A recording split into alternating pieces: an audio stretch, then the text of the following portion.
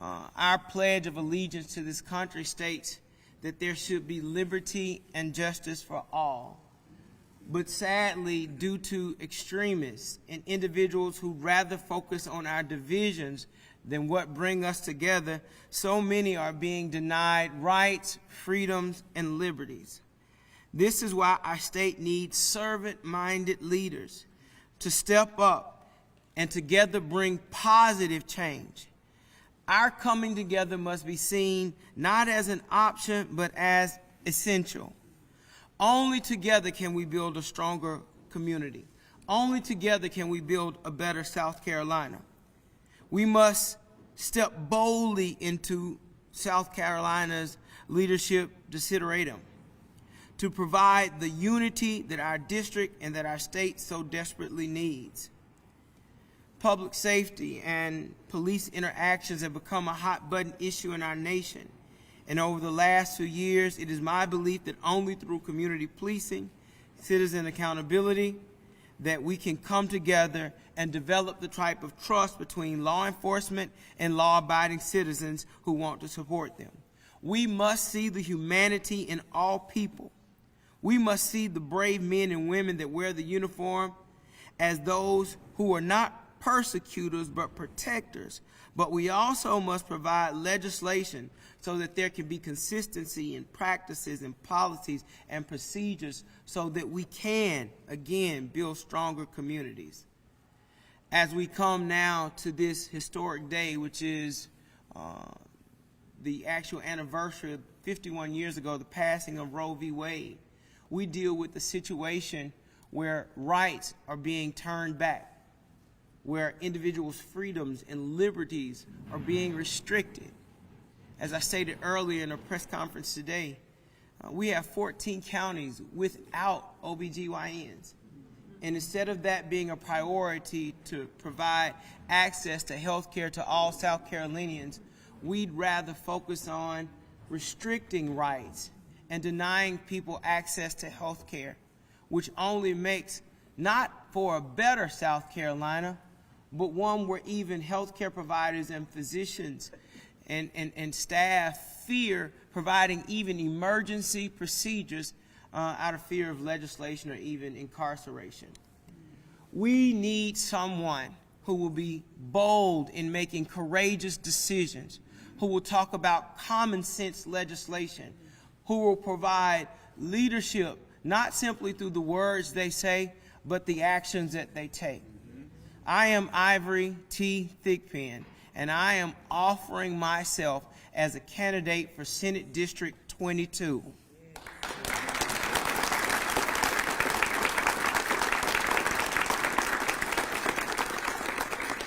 Let me close in saying this. I started with talking about the role that my parents played in making me the person and the individual that I am today.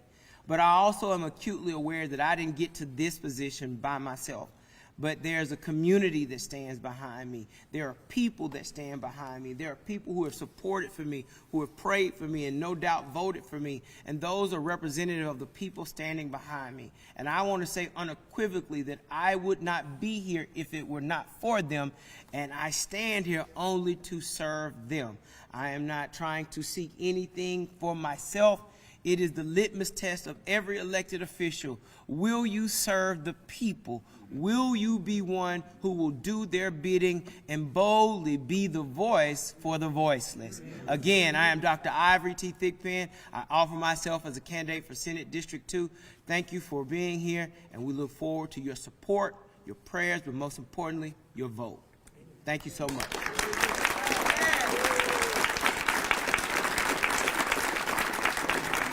Any questions?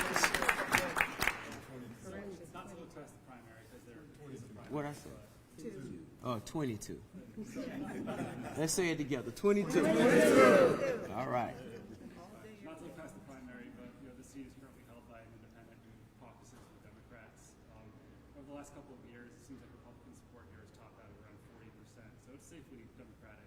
Are you concerned with, past the primary potentially splitting the vote and giving a Republican a chance there? Right, I think that's a great question, and let me speak very clearly about our senator, because she is a senator for the state regardless of her partisanship. She has previously served as a strong, bold Democratic senator. As you stated, it is a Democratic district, and I am offering myself because currently we do not have a Democratic nominee. And with that number, it makes 15 Democrats in the Senate. And so that puts us in a super minority, both in the House and the Senate. And as you know, that puts us in a very dangerous position politically. We cannot deal with vetoes. It even allows particularly votes that would be related to the Constitution and referendum, with really us at a tremendous disadvantage. So at some point, right, leadership is about decisions and boldly moving forward, about providing the best. Because if you know politics like I know politics, you know, absolute power corrupts absolutely. And we see the Republicans gaining more and more power, and we must boldly protect this seat. And so, you know, as much as I applaud the previous efforts of all, because Senator McLeod was not alone in her courageous efforts to defend the seat and the rights of the citizens of South Carolina, but we need more help, and more help is on the way. Are there issues where you and the incumbent substantially disagree? You know, we are still on really good terms. I can be candid and say she was the person who asked me to get into politics. For I was a community leader long before I was an elected official. Will remain a community leader even after my elected time in office. We both hold and espouse, I believe, similar values. We have come down on the different side of issues. I tend to be, and I can only speak for me, more pragmatic. I want to look forward and be forward thinking. I'm less concerned about who did it and more about how we prevent it from happening again. I believe that's what leadership is about bringing people to the table who may not necessarily agree, but still can have shared and common goals. That is the nature of passing legislation in this body. You know, the thing that I believe is most important about my candidacy, I'm a strong Democratic candidate who already has the respect of many. I'm already in House leadership. As a matter of fact, Senate leadership by way of the Black Caucus is bicameral. But beyond leadership, I have capital, and one of the greatest compliments that continues to be bestowed upon me is that when you speak, I listen, because you make me change my vote sometimes. And that is the nature of elected official and a senator that we need. Thank you. And if you're successful, it means one fewer female senator in the upper chamber, and there's only 6 now. Are you concerned about that? Like, that you're taking away from the representation of 51% of the voting electorate here in South Carolina? I think that is a great question again, and let me phrase it in my own way. When I win, speak those that are not as though it is. When in the Senate and working with individuals, I believe it's important in this extremely divisive time that we have cool-headed individuals who are measured, who can bring people together, who can moderate, who can point-blank lead. I would probably argue on both sides in either chamber, there is a desperate need for leadership. And as much as we can appreciate the work of superstar legislators on both sides, wherever they may be, no superstar has won a championship by themselves. It takes an entire team. And many times, much more than a superstar, you need a leader, someone who can coalesce, someone who can bring us on one accord, someone who can cause us to look past our differences and our issues again and find the common ground that's needed to make South Carolina a better place. I believe that there's a greater South Carolina that's possible. I believe we have tremendous potential when we come together and when we work together. But in this time that is so divisive, in this time that is so extreme, we need a calming voice. We need a steady hand. We need a leader who can bring out the best in us. My job is not to insult. My job is to inspire. For us to believe again that we're stronger together than apart. Have you spoken to Senator McLeod about your race and what your conversation been like? Yes, I have given all who have shown interest the courtesy of letting them know that I plan to offer myself. I believe that's what a statesman does.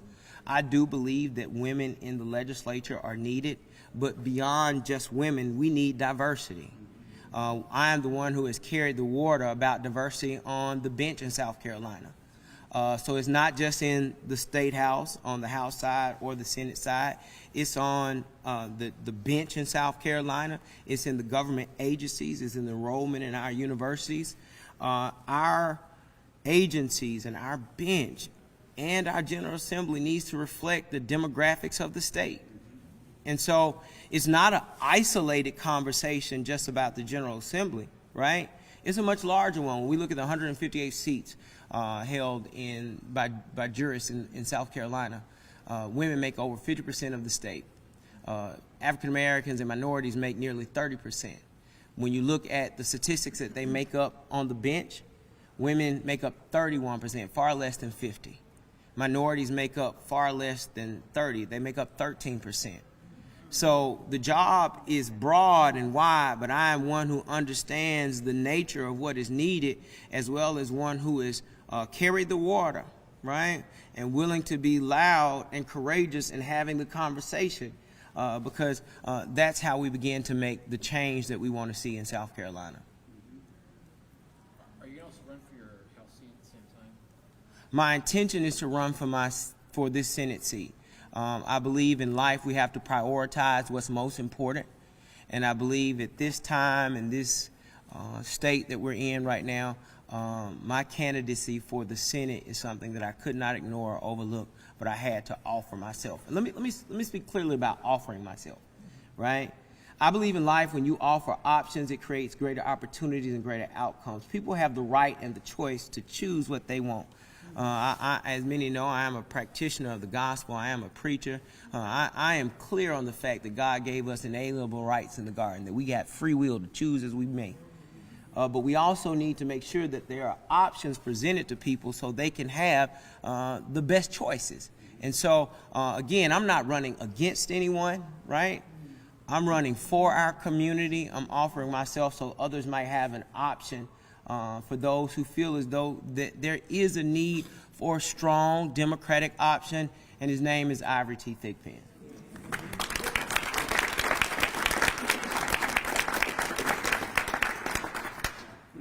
If Senator Cloud should opt to run for the election in the Democratic primary, would that affect your decision to run for Senate? That's another good question. It's a tough question. I should have said before the interview, no fastballs. But I think that's a great question. Senator Cloud announced on January 4th that she was no longer going to be a part of the Democratic Party. I spent over a year encouraging her to come back to the Democratic Party, to the extent even putting myself at a disadvantage by trying to stand up a campaign in less than 6 months. I bent over backwards on numerous occasions to encourage that return to the Democratic Party, which at that time I would not have ran. But because of indecision and no decision, it has created some chaos and confusion. As stated to the question of who will run for my House seat, you know, I can't speak to that because I believe no people probably seriously took it as a consideration because I had not announced for the Senate. And this is no knock to the senator, right? It's just the reality of indecision, and no decision is a decision. And leadership is about decisions. So at this point, we're moving ahead, and a decision has been made, and we're going to stand by that decision. We wish the senator the best of luck. And that year of waiting for her to make a decision was really so that there would be no pressure put on her, because her history speaks for itself. But at this point in time, regardless of what she chooses to do, and we wish her the best, and she can choose to do whatever she wants to do. But again, the strong Democratic nominee for Senate District 22 is Ivory Thigpen.